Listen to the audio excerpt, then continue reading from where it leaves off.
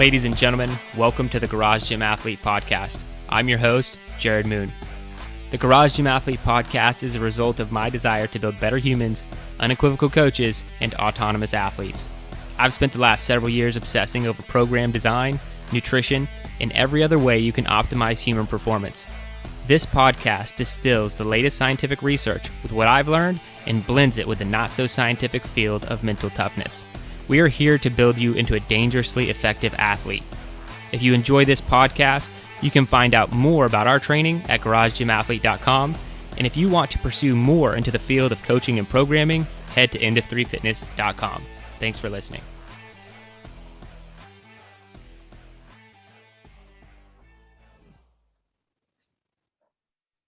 All right, ladies and gentlemen, welcome to the Garage Gym Athlete Podcast. Jerred Moon here with Ashley Hicks, Kyle Schrum, and Joe Courtney. Everyone, how you doing? Morning. You? Well, is that the start of a sentence or the statement in which the answer was? Or are you saying well, very slowly? Well, period. All right. You asked how I was doing. Well, all right. Updates. Oh, you're springing those on us again? Whoa, again.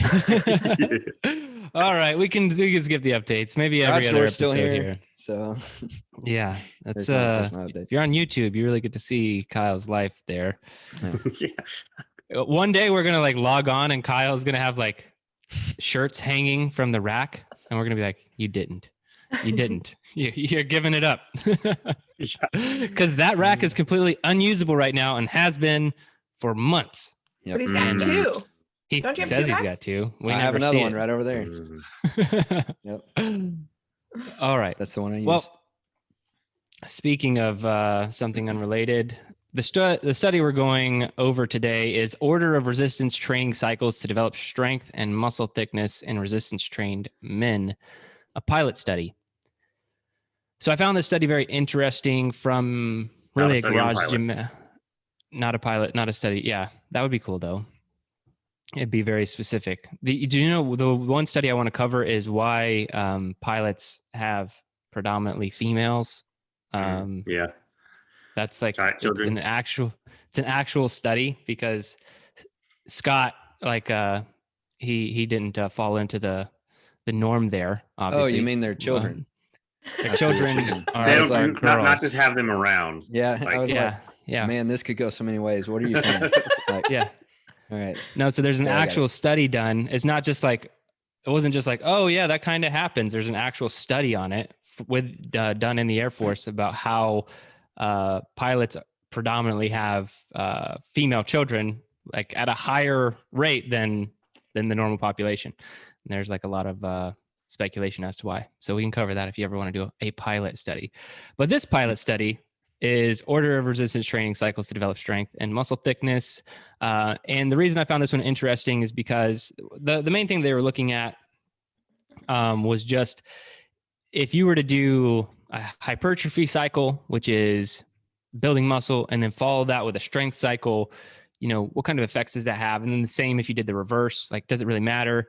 And that's what I took out of it is not necessarily what they were looking at. And so I just want to make sure everybody is aware of that.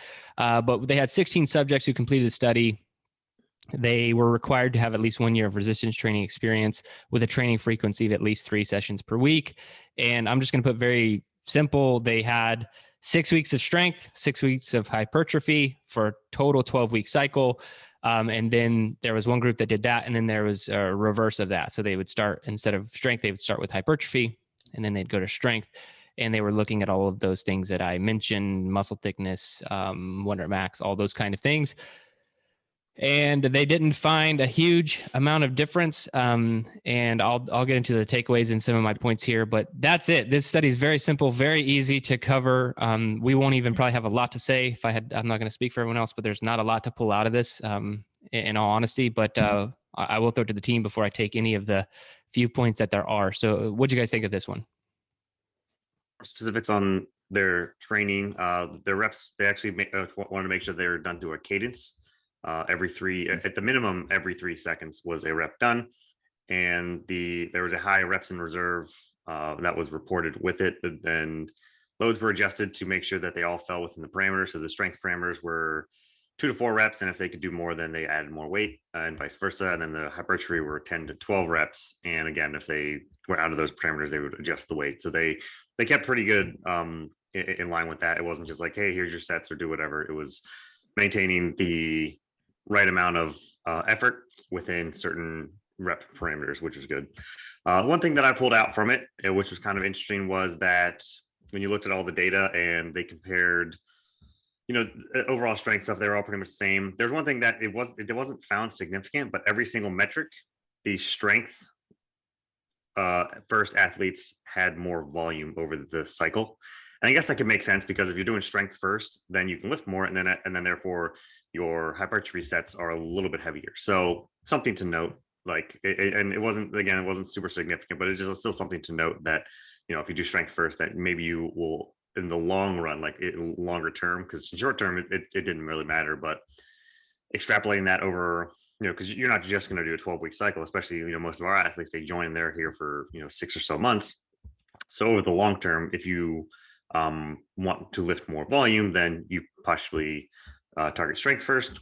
But at the same time, I think it's going super heavy when you're still new to lifting is maybe not be the best bet. But anyway, that's just anecdotally on the side. But other than that, yeah, that's all I wanted to kind of pull out. And then the fact that, the whole bro logic once again kind of goes out the window, and it's just a good example of not to nitpick and fuss over what order you do your programming and cycles in, because in the long run, it's going to pretty much equate out to about the same thing.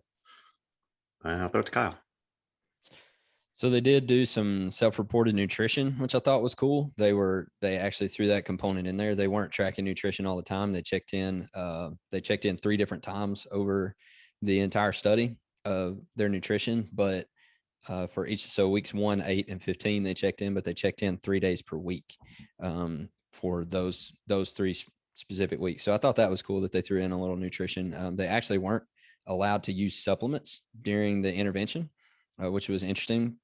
And basically everybody was reporting the same macros. They didn't give them a specific macro plan to follow, but everybody was pretty much equal as far as like the calories and then the macro breakdowns. So I thought that was interesting.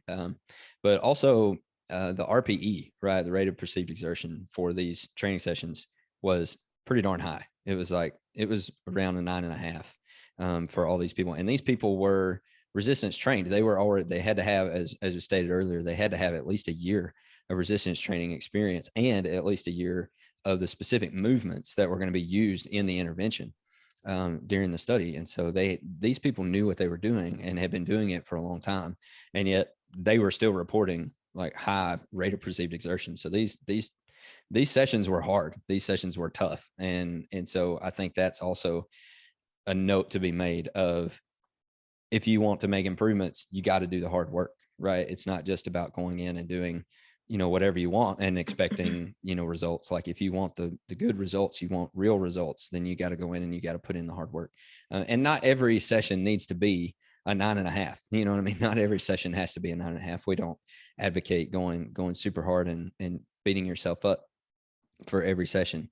But especially when you compound these sessions on top of each other and you're doing 4 sessions a week and things like that, you can really get fatigued and that RPE can really go up and stay there. So I thought that was interesting. But also I think one of the biggest things is like strength is still the foundation. That's something that we say a lot of, like, if you want to be better at anything, you got to start with strength. Like everybody needs to do resistance training. If you want to be better at anything, you want to be faster, you want to go further, whatever it is that you want to jump higher, whatever it is you want to do, you need to be stronger. You need to get stronger. Strength is the foundation for everything. And I think they made that point at the end in their conclusion.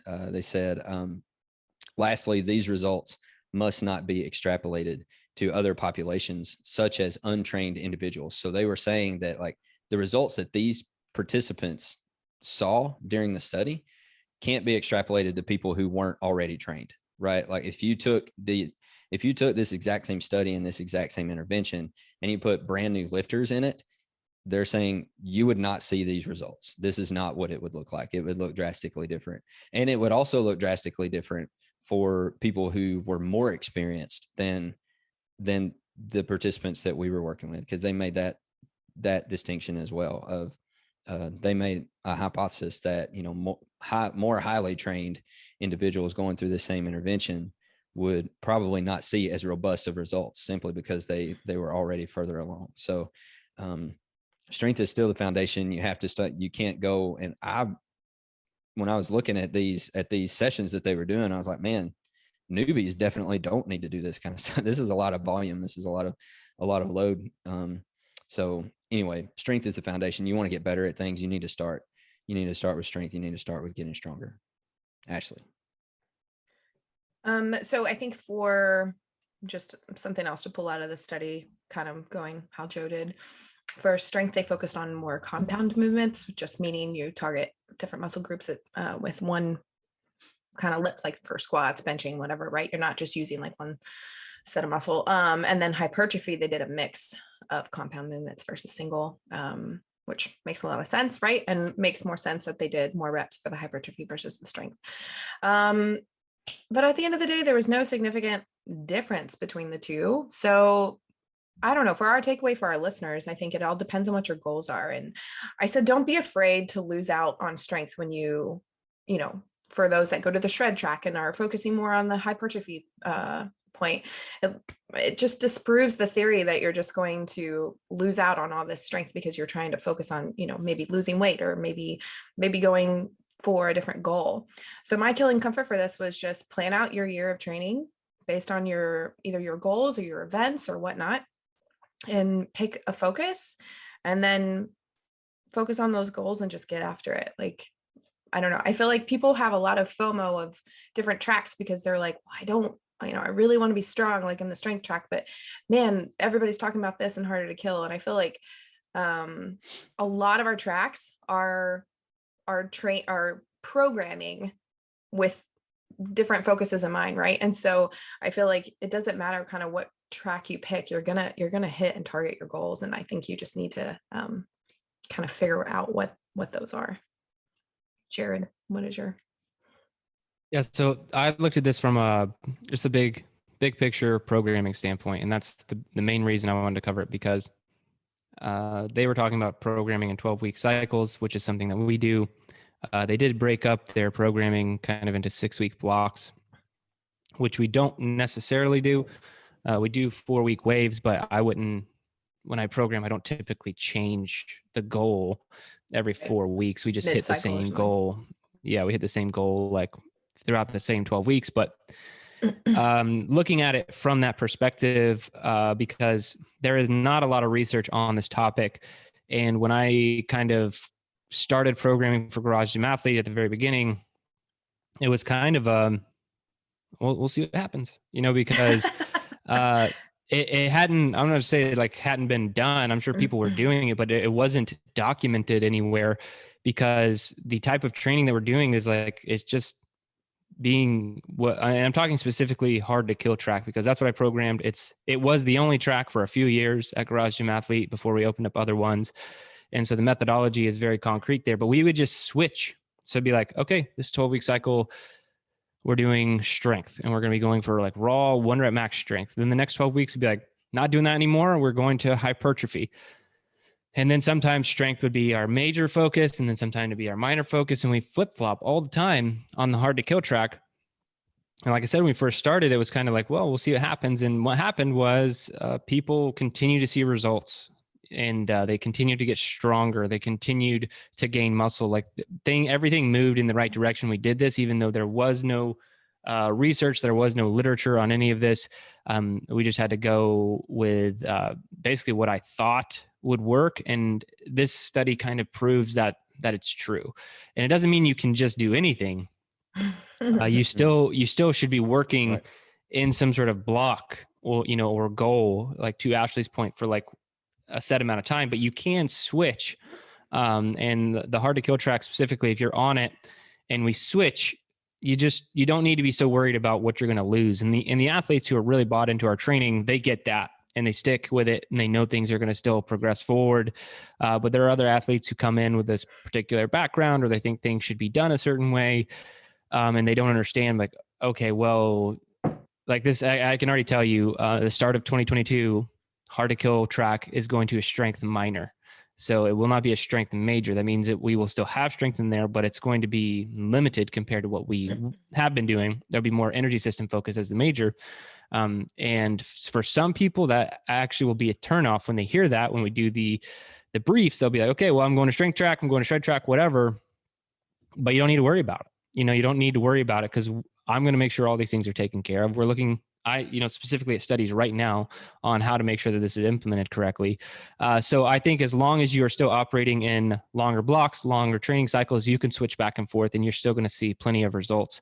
And you don't need to be so concerned about everything being so perfect, because I mean, how long can you honestly do just hypertrophy cycle after cycle after cycle, or 1 rep max strength cycle after cycle after cycle without getting burnt out, without getting bored, without getting hurt? You know, you need to mix things up, and I think it's better for you.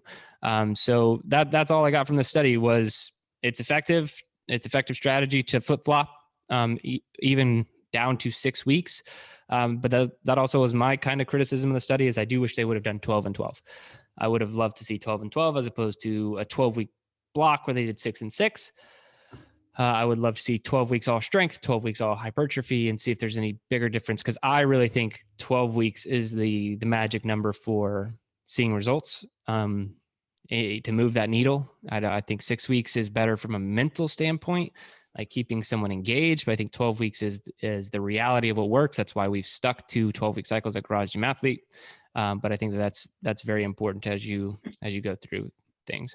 So that's it. And so my killing comfort would be if you have any of these problems in your mind about what may or may not work, then just get over it. You know, that's kind of my takeaway there.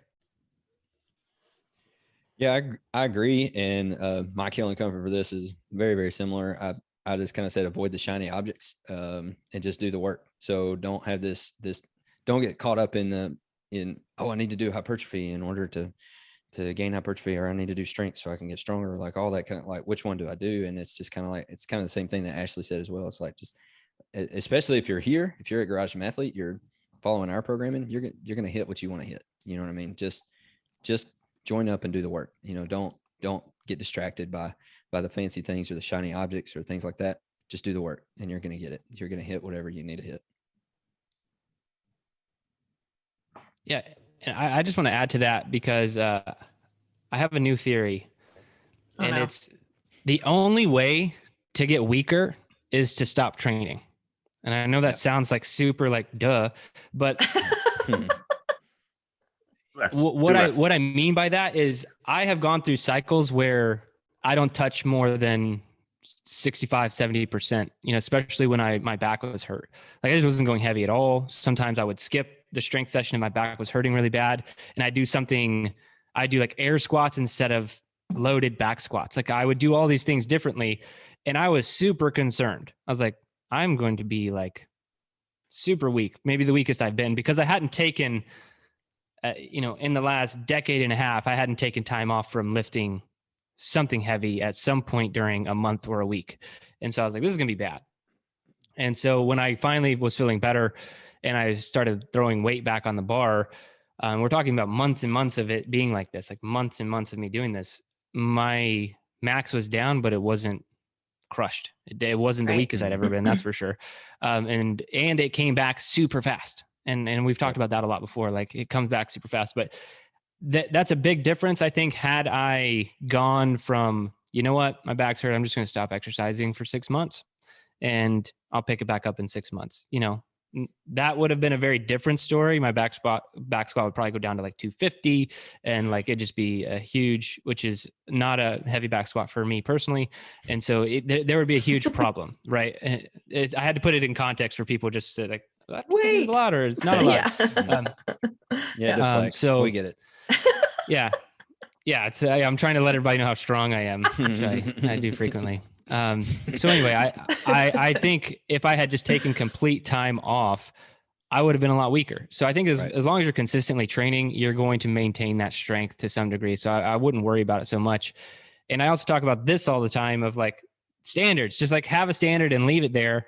That's what I had to do for myself, or else I'd always be chasing the more, like more this, more that, like more muscle, more strength. But I'm just kind of happy with a certain level of strength. I don't necessarily need it to be more. And so if you can kind of get to that level, and because you ultimately have to answer the question of what's enough. And if you can't really answer that question, or is it 1,000-pound squat? Okay. Like where does it end? You have to set that standard and be okay with it. So I think that's a good way to look at how you feel about strength session.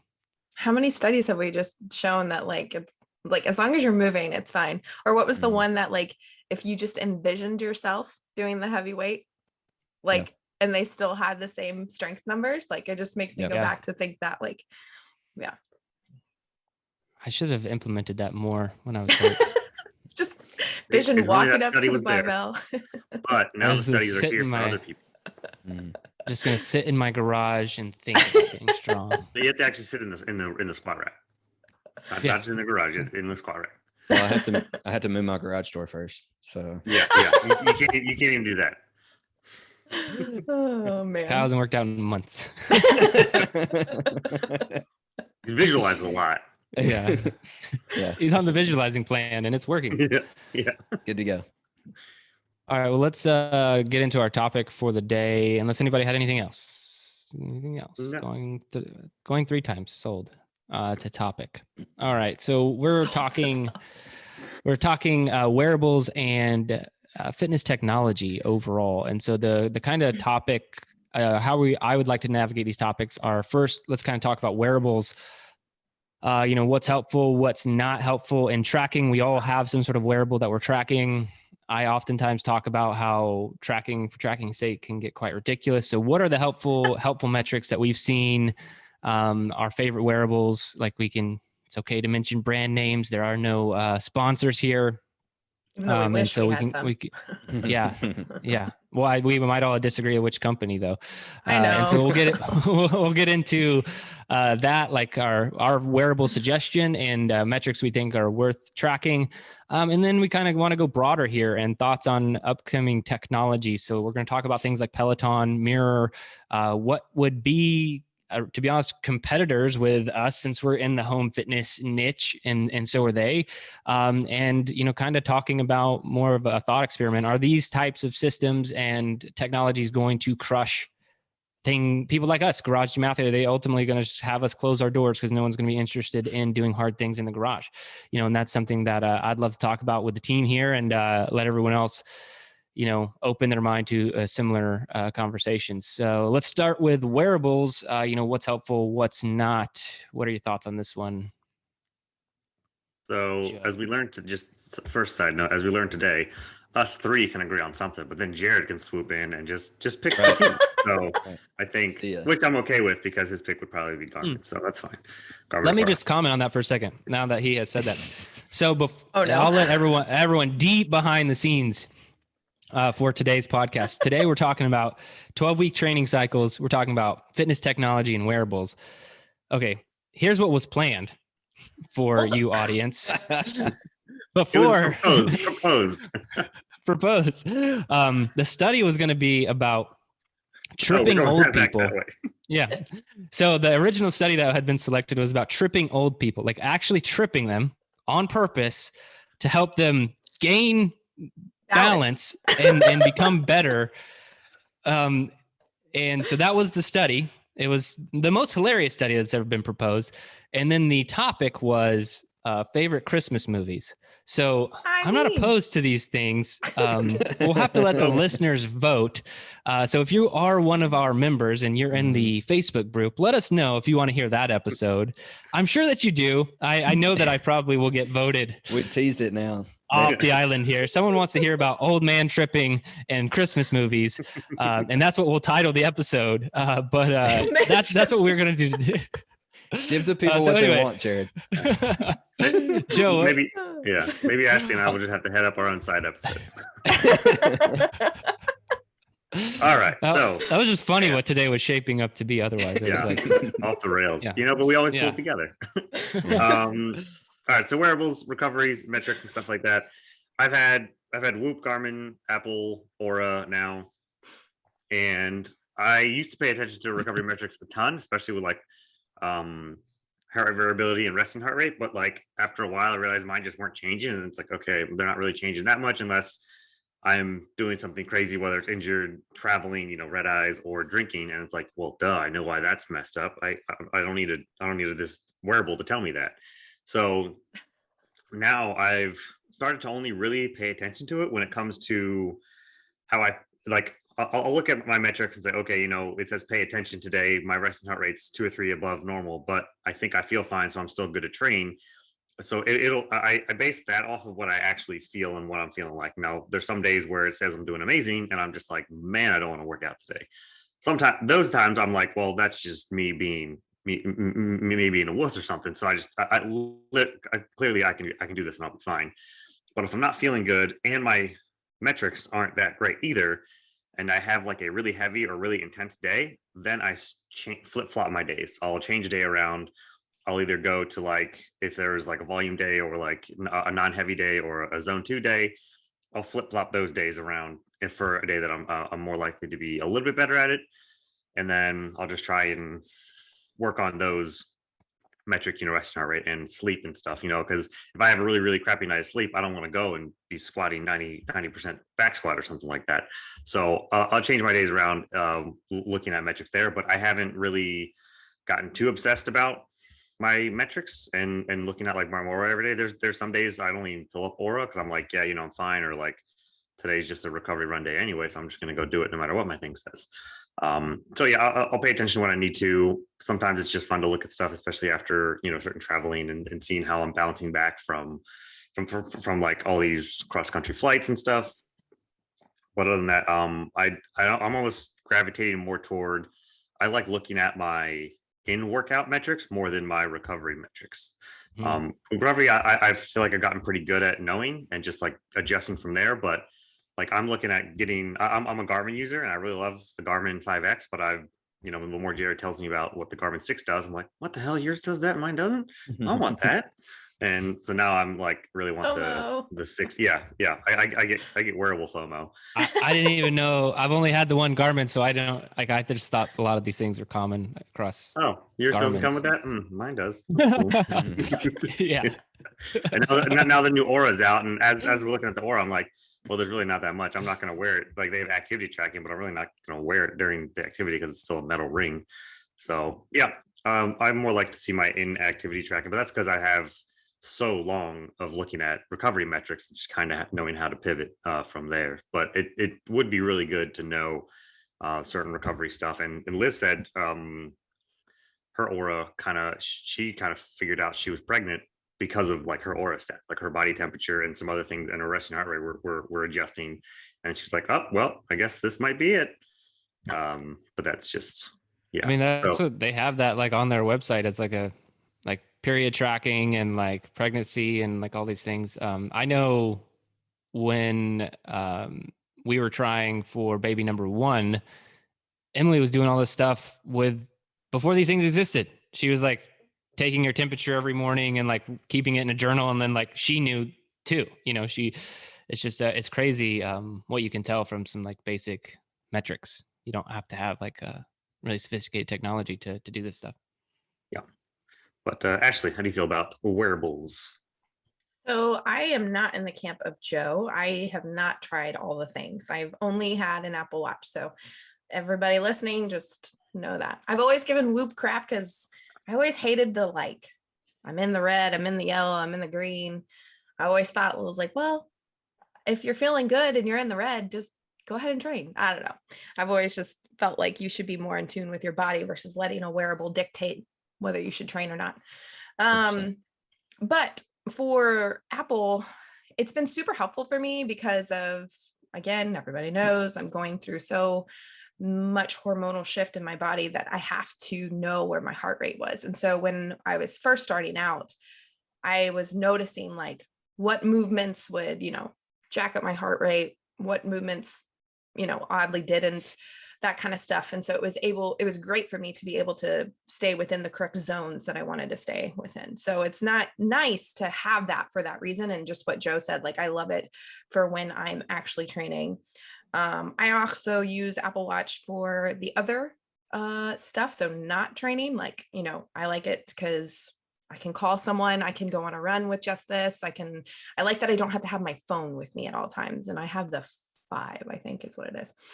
But again, I think now, like, from training with it because gosh, I've been doing this over a year now. I kind of know where my heart rate is and know where my zones are. Like, I could probably train without this and know when to kind of dial it in and when to not. Like, Jerred has kind of talked about this too. Like, I know when I'm in zone 2, I know when I'm not in zone 2 kind of thing. So it's been great to like start out that way. And then I think just for like future, I really do want an Oura ring. Again, I love that Scott's has all these fun things from being a pilot. I think Kyle Hayscamp posted something earlier in the week and was like, I'm getting a new Oura ring. And I'm like, yeah, my husband's getting a free Oura ring and I want it. And he doesn't even want it. So that's what I want it for. I want to see, like, in different phases of my cycles, my female cycle, like, where is my heart rate different? And again, kind of what Liz was talking about, like temperature, all that kind of stuff. I think it would be really cool to like monitor that. And I mean, I've worn my watch for sleeping. I don't know, Apple Watch and sleep tracking is not the best. I will say that. It's okay. I was wondering. Yeah. It's gotten better because they have their own way of tracking it now. You used to have to like download an app and it wasn't it wasn't great. But now they have their own tracking. It's okay. It's my ultimate takeaway on that. All right, so I'm all things Apple. Got him. Go. So I think the first thing to say about wearables is it's only helpful if you use the data. Like if you're just using a wearable just for the sake of using it, like, and you're not looking at the data and using it to make changes or using it to actually track, your progress and things like that, like that, don't go get a wearable just because it's it's like I said earlier, like, avoid the shiny object thing. Like, don't go get one just for the sake of having one. You know what I mean? And I also think it depends on what you want to do with it. You know what I mean? Some people are just starting out and they don't need to go get, the things that we use, you know what I mean? Because we do it all the time and it's, our profession, but it's also just, it's a habit for us. It's something that we do all the time. And we want to dive deep into data and stuff like that. Some people are just getting started. Maybe you just need a step tracker. You know what I mean? Maybe that's what you need to start with, and that can be a habit that you start and then you kind of level up from there. You know what I mean? And some trackers are good at that. And sometimes it's not. Maybe it's just a number that you hit and it's really just to build a habit. You know what I mean? But if you're not going to be using the data, don't go get one. You know what I mean? Don't use one. And this kind of, I guess, different from everybody else, but like, if you're not going to use the data, then don't go get one. You don't need one. It's kind of like what we already said too. It's like, people for thousands of years have monitored themselves, without technology, like you can be intuitive about it and just pay attention to how your body's feeling and how it's acting and things like that. And you can make your own decisions without wearables. If you want, you don't have to go get them, but if you want, to go deeper and actually have measurable, metrics that you can look at and things like that, then go for the wearables. And I think they're a very helpful tool if you use them for what they're designed to do. And if not, you're just wasting a lot of money. But I have the Polar Vantage V2 watch and the H10 chest strap that goes with it. And I found the chest strap to be more accurate as far as the heart rate tracking. And I don't think that's just for Polar. I think that's just in general. I think a chest strap is going to be more accurate than a watch measuring at your wrist. And so that's what I use. And I use it, same stuff that Joe and Ashley said, for the in workout metrics, where I can kind of look at that and see how things are progressing, because it's not just for me about, it's not just about like, did I lift more on the bar this week than I did last week? Because we've talked in the past about day to day and week to week, that can change. It doesn't mean that you're getting weaker or you're getting stronger. It just means that, your body goes through different phases. So, if I can look at metrics and see, well, I felt this way about the training session, but the metrics say this about the training session, and then that can help me just kind of have the proper mindset around the session, and then the sleep tracking as well. Sleep tracking is very important to me, of just trying to make sure that I'm recovering properly and things like that. So, but that's what I use, and I won't echo what Joe and Ashley have said, because I agree, and that's the reason that I use, and that's why I leveled up from what I was using. What I was using just wasn't doing for me what I needed it to do, and so, especially with all the energy system training and stuff like that, I needed a more accurate depiction of where I was as far as energy systems go. So I think that's why I was laughing it, that you were talking about steps, because you had a Fitbit at first. Yeah. And I feel like that's basically what all a Fitbit is good for. Like, are you going to track your steps? Okay, cool. And that's pretty much it. But even with the Fitbit, I think it's kind of a fancy step tracker. Like, if all you're going to do is track steps, there's, cheaper ways to do that and to build that habit than getting a Fitbit. I don't really think a Fitbit is like worth it. $4 pedometer you can get at CVS. Yeah. Just put it on your shoe and you're good. But anyway, but then you step up from there and, maybe just bypass Fitbit altogether.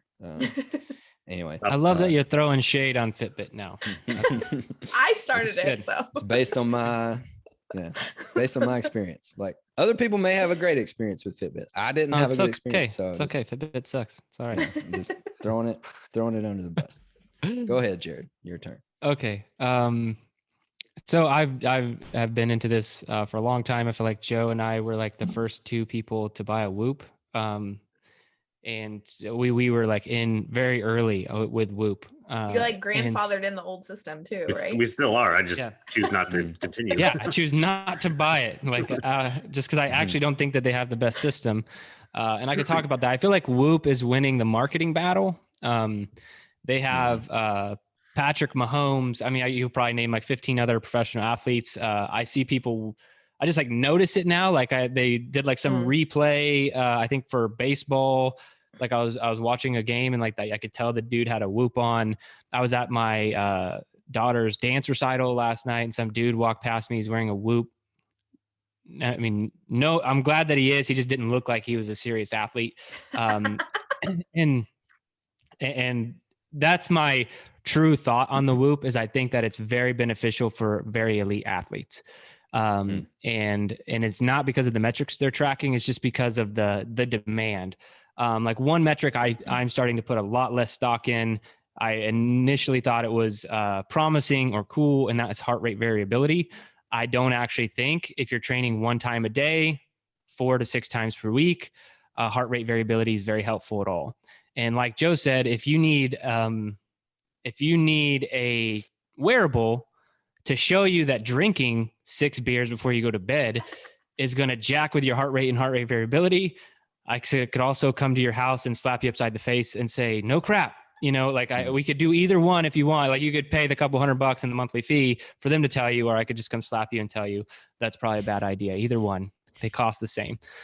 So anyway, heart rate variability, not a very promising metric. I know some people might disagree with that. And so the main reason I moved away from Whoop is I feel like I don't know what their algorithm is. They don't share it, but they were putting so much stock in that heart rate variability. And I just didn't agree with that.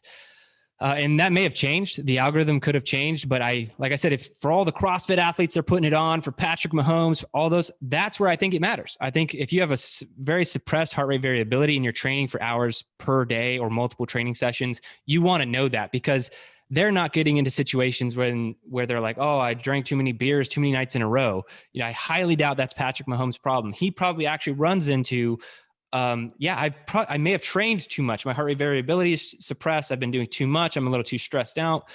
In cases like his, I think it's very important. If your life's pretty stable, you have training once a day, I don't think that your heart rate variability is going to get super suppressed from your daily training. It could maybe from stressful factors. Even that, I've been through some really stressful time periods in my life to where the Whoop didn't even pick that shit up. I'm like, okay, whatever, I don't know what this is useful for if you can't even pick up, normal life stressors. So I really didn't think heart rate variability was useful. So that's a lot of stuff to say I don't trust heart rate variability. And I'm talking more about metrics here and then I'll get into kind of my wearable. So heart rate is at the top of my list. Something that tracks heart rate accurately. I've had a lot of wearables, and I personally think if you don't want to wear a chest strap, the Apple Watch is the best. It has the best on-wrist heart rate monitor out there, because I have a Garmin. It doesn't do it. Aura just started daily tracking. I'm sure I don't know much about the Polar, but it wouldn't matter if I wore a chest strap or not. Apple just always knew what my heart rate was accurately on my wrist. So I did a good job there. So heart rate, something that could track that, and maybe something that can track that continuously would be something I'm looking for. I think that we kind of talked about it. Body temperature is something that's really awesome to track. I think it's more important than heart rate variability.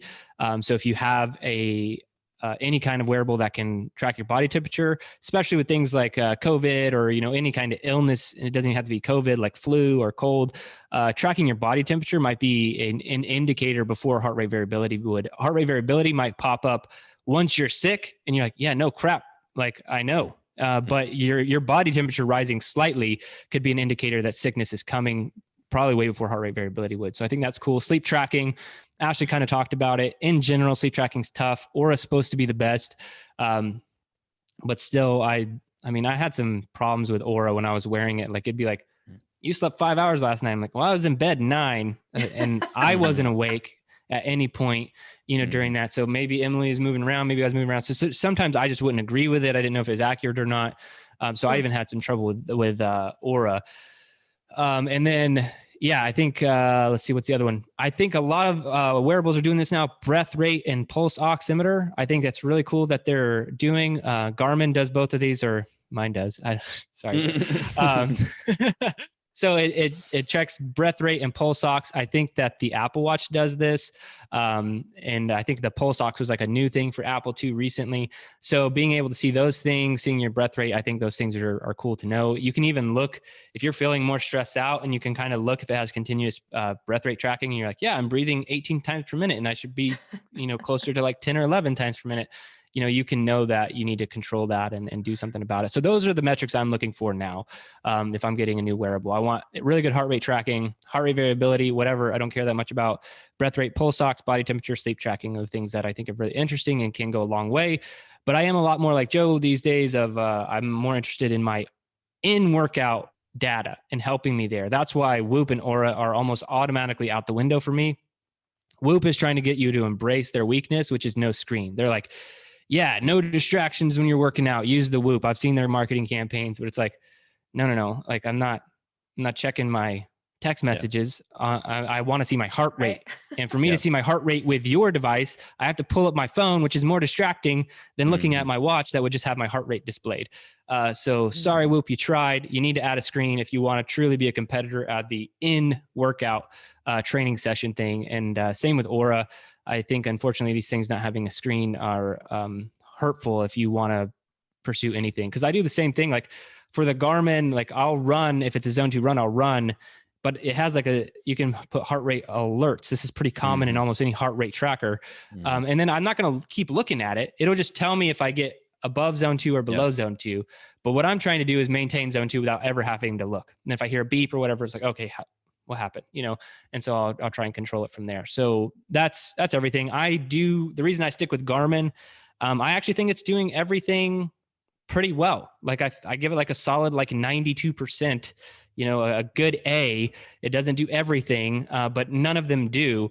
But right. Garmin's body battery to me is far superior to Whoop's an Apple recovery score. The body, so you wake up in the morning and Whoop's like, you're 54%. You're like, I feel perfect. What are you talking about? But I feel like Garmin, whatever they do with their body battery, which is similar, it has to do with like how much you rested. It has to do with your heart rate, it has to do with heart rate variability, but it just seems to be the most accurate for me personally. So that's why I stick with Garmin.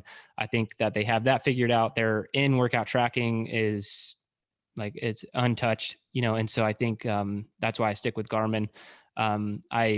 Apple's my close second is what I always say, just because the only thing I like about Apple really, when it comes down to it, is how it looks. For me personally, this is for me. I don't want a square watch. I don't know. Whoa. Something about that. I like circle watches. If they make a circle Apple Watch, I'll be probably back in the Apple market. Just come on, guys. I know they are always trying to be different, but like, just give me a circle. Just give me something classic, right? You're so funny. Yeah, Well, give me also that, the give me that battery square. life for Garmin. I know Scott's Garmin. I don't know if he has a 6 or the 5, but again, they got a free Garmin for, being pilots. Woo. Mm-hmm.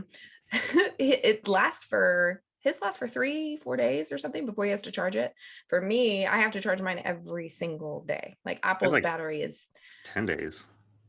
Oh, maybe Yeah, 10, maybe it's more. I don't know. I just know that I see him charge his watch way less, and he just has it on all day long kind of I thing. know Yeah. for mine, it depends on what you're like. If you're doing like the continuous heart rate tracking or something like that, or if you have like continuous GPS on or something like that, then that's going to run the battery down further. And that's like you can True. set things to where it's not using up as much battery. So you have like a range. Like if you have everything tracking all the time, that's like the low end of the range versus, you can turn all that stuff off and get like 7 to 10 days out of a charge or something like that. So Cool. Yeah, I think mine lasts a very long time, but that's because I leave it in airplane mode almost all the time. Yeah. It's in airplane mode all the time, constantly. Other than when I work out, I'll move it out of airplane mode so it can communicate with like my heart rate monitor, and then I'll put it back in airplane mode. And that's the first thing I do when I get these watches. I turn off everything. Like you're not allowed to notify me, disconnect from text messages. I don't want to know anything that you're talking about. I'll use you when I need you. That's also how I feel about phones. You don't tell me, I'll come look at you. I'm in charge of the phone, not the other way around. And so that's how I just look at all wearables. So yeah, I leave mine in airplane mode all the time, which I think conserves a lot of the battery. But I don't know. I think that's about it for wearables. I think that we should move the future of fitness tech probably to next week, because if we want to keep everything within our normal podcasting time, I think covering the workout and everything else would be, and I don't want to not give that conversation the credit that it's due. So you'll have to wait until I'll save my strong opinions. It's like Christmas movies are going to be pushed back again. Oh yeah, well, come on. Bummer. That's a bonus. Well, that's a bonus one. With how things are planned here for us, like recording as much as we need to like actually be able to take the holidays off, we'll end up talking about Christmas movies and tripping old people in February of next year. But, Yeah. So just in case you guys want to know our Christmas movies, yeah.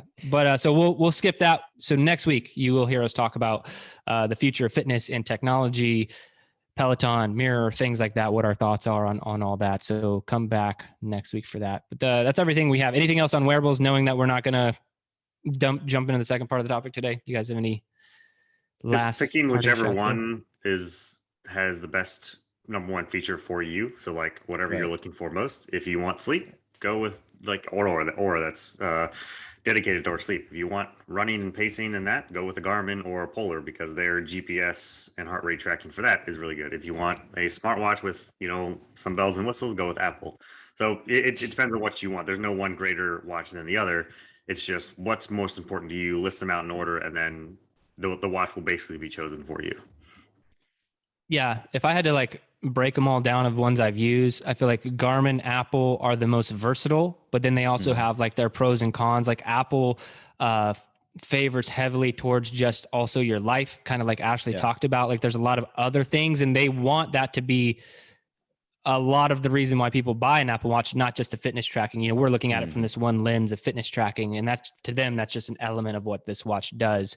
And so Garmin, on the other hand, is very versatile, but it does, in my opinion, gear or slant heavily towards endurance athletes.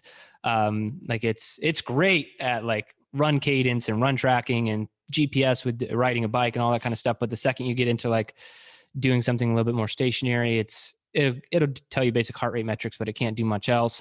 But those two are very, very, very versatile watches. Whoop, I already said, I think is way more for people who train too much.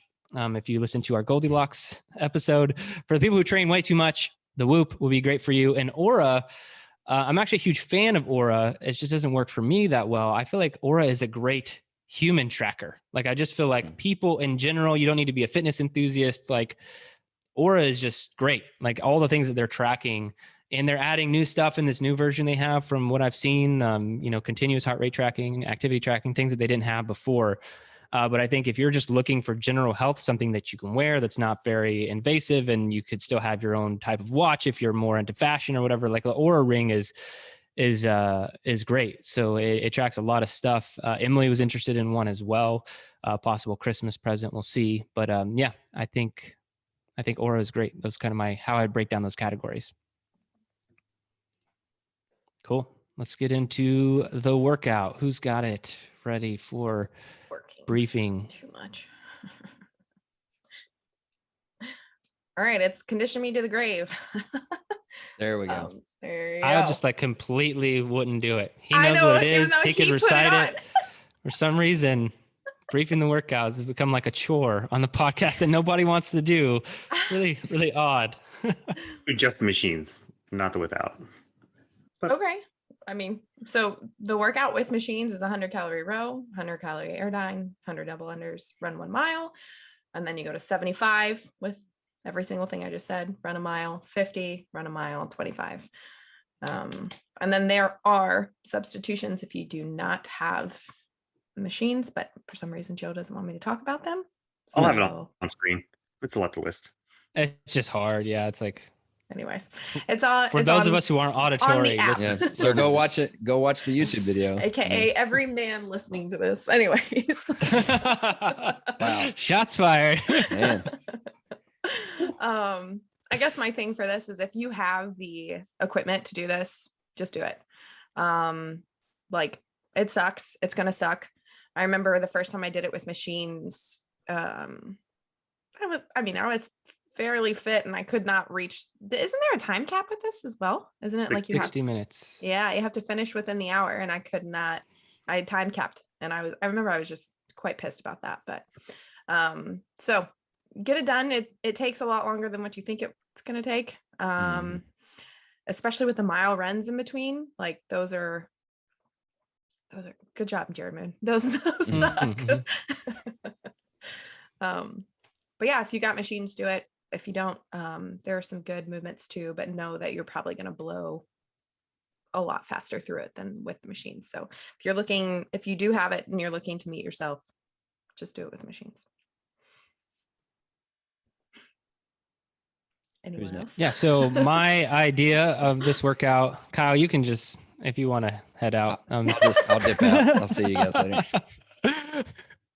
All right. So my thoughts on this workout. That's what we do. Yeah.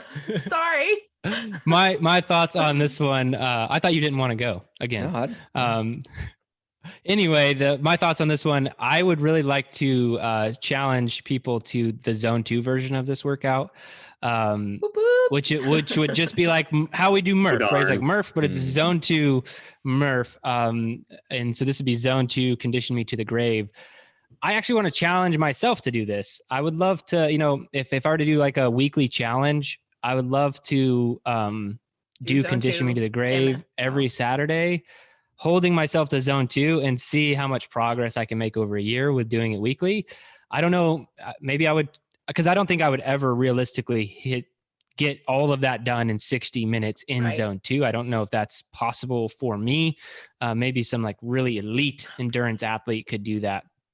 But not me. And so I would extend that to like a 90-minute time cap. I'd have to do it the first time and see if like where I think it's feasible to finish. But that's something I want to do. And so if anyone wants to try the Zone 2 version of that, I just think it'd be cool. I will join you, good friend. Yeah, it's a great one for you. Now, as far as actually doing this, try with the machines. And like Ashley said, like, do you have to go to a friend's gym or whatever? Like, do it, because we do have the sub version, but you are going to finish it much faster and you're not going to feel as much pain. And I want those things for you. I want it to be longer and I want it to hurt more. Okay. So definitely try Condition Me to the Grave. I always mention the pacing card, which we have in the group. So if you need the pacing card, we have that. Just search Condition Me to the Grave in the Facebook group and you'll find that conditioning pacing card that we have. But I don't have a lot of tips for this one because for me, other than the pacing card, you have to just move. You have to move your ass. Like that's it. Like every time I finished it, you just have to move your ass. You just have to keep going and you can't really get comfortable at any point. From the mental standpoint of this workout, it beats you down in the beginning because you're going to chew up so much time between the first 100 and the first 75 that you're going to be like, not doable. And so it's the second that gets into your brain, you're going to be like, start shutting it down. I'm not going to try as hard, whatever. I'll just move for an hour. But the end is so much less. Like it finishes so fast. You can finish it so fast at the end. So don't let this reverse pyramid trick you. Don't let it get you down mentally. So keep pushing through and try harder as the work gets shorter. But that's all I have. Joe, what you got?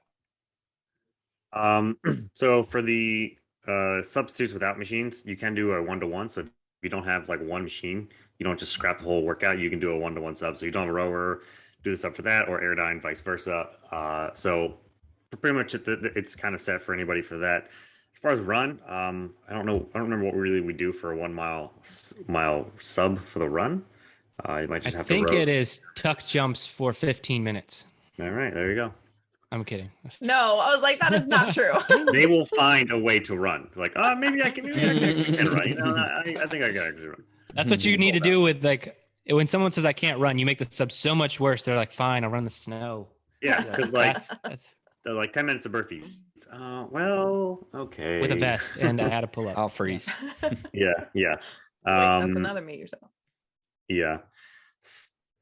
So yeah, there really isn't that much for tips. Like some of the tips might be with the without machines, like step ups. Make sure your box isn't too high.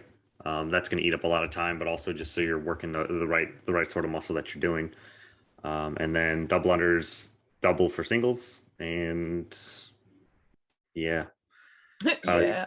This is definitely one you just have to move and kind of find your pace and stick with that. With if it is zone 2, I would try and keep yourself under 80% of your heart rate in the beginning, like maybe the first 100, because you still got the 75s to go, and then you can increase your pace from there. But once you're up in the red line area, you're just gonna be dying, hurting. So definitely one that you need to somewhat pace out, but still be aggressive in your pace. All right, Kyle. Embark no us with your tips. wisdom. Okay. No, I'm just And that's the episode. I'm gonna echo what Jerred said, which was how go faster at the end. For me, doing this workout, the hardest portion is the 75. That's because the 100, it's like, all right, it's 100, but it's like it's the beginning of the workout, right? And so by the time you get through all those hundreds and that first mile, you are nice and warm, but you're also like, I mean, you're definitely moving, you're out of breath, all those kinds of things, unless you're doing the zone 2. And then you get to that 75, and that 75 is it's going to feel like the 100. It's going to feel like you're doing 100 again. But then you get through that, and then the 50, go a little bit faster in the 50, because there's a noticeable difference, at least for me. There's a noticeable difference between the 75 and the 50. And then there's definitely a noticeable difference with the 25. It's just like for the 25, just go pedal to the metal, just go. Mm-hmm. Like everything else you've got, just give it. But to me, the hardest is that section of 75s. And so you get through those 75s. It's just like what Jerred said. To me, that's the real meet yourself part for me, because it feels like another 100. And then the 50 and the 25, it's just there's a noticeable difference for each one of those. So I would just say increase your pace, get through the 100 at a good clip, get through the 75. That maybe if you're like me, that will be your meet yourself moment of like, am I going to quit or not? And don't, and then get through that 75, and then just bear down for the 50 and the 25. And I would just say, as far as like music or whatever, if you're listening to something that gets you in a rhythm, something that you can just put your head down and you can just move through it. And it's not something that's going to distract you, pull you off one way or pull you off another way. It's not going to bore you or anything like that. It's something that you can listen to that almost just kind of like blends into everything. And you just get in this flow state and just move through everything. And so that's what I would say. Yeah, those are my tips. Yeah. And I like to bring this up. Each time this workout comes out, I almost died doing this one. I actually went to the emergency room after conditioned me to the grave. So keep that in mind. And what happened to me is what I've learned. This has been a big life lesson for me, I would say, over the last 2 years, is my level of intensity. And I don't just mean heart rate intensity. I mean, in life, my level of intensity can cost me a great deal if I do not put it under control. I am capable of pushing myself to pretty ridiculous levels, which I thought was just like, okay, yeah, we're going to push ourselves hard here. But it actually has a huge negative consequence. And this is in a lot of different areas of my life. So don't always opt for the intensity. We've talked about this a lot, but for what happened to me with this one is I wanted a PR. And the only PR coming out of this conditioned me to the grave was basically to spend my life in zone 4 and really zone 5 for the entire workout until it was done. And that's what I did. I think I was mainly in zone 5 and zone 4. I didn't really touch the other zones. I went out hot, and I ended up with some irregular heartbeats after the fact. And I'm telling everyone this because, and that's why I ended up going to the emergency room. I just wanted to get checked out. I had this happen one other time, and that was when I did the untrained marathon. I ended up with some irregular heartbeats there, but I didn't go to the emergency room because I was younger and dumber. And so anyway, I went and got checked out. Everything was fine. There were no ultimate problems. I didn't have any actual like real issue. The doctor just concluded exactly what you would think. I pushed myself too hard for too long, and I should probably cool it. That's why I mentioned the zone 2 version of this. Definitely take that into account if you want to go hard, but like it really should be a zone 3 to zone 4 effort, not a zone 4 to zone 5 effort. Because I've done the workout since then. It's not like I gained a phobia of this workout. I knew exactly what I did wrong, and I just won't do it again. And I've done it since. So anyway, just don't push yourself that hard, and you'll be fine. It's not like a dangerous workout unless you're an idiot. So, which I'm calling myself an idiot there. So anyway, that's all I got to end on that one. If you need any specific other tips, be sure to, if you're in the group, be sure to ask and tag Jason Wood, because he did this workout a lot, and he loves being tagged just as much as I do, and he likes to tell people to tag me and stuff. So yeah, Jason Wood, he's got all the great condition me to the grave tips. Who is a lifer now? I feel like he's there for life. So you can tag him forever. We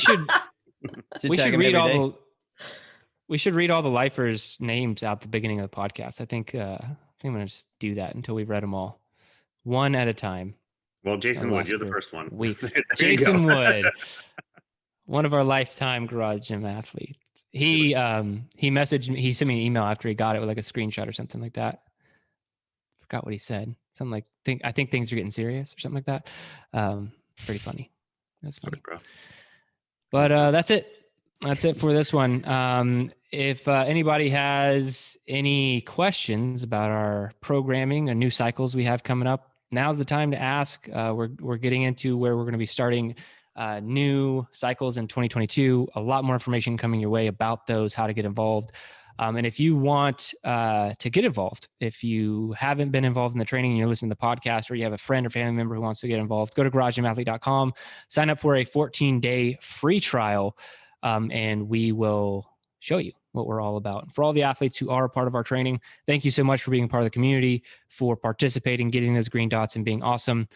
And for my weekly reminder, if you don't kill comfort, comfort will kill you. Gym Athlete Podcast. If you want to learn more, go to garagegymathlete.com. You can learn about our training. Let us send you a copy of our book, The Garage Gym Athlete, or you can even get featured on the Garage Gym Athlete Podcast. Thanks for listening.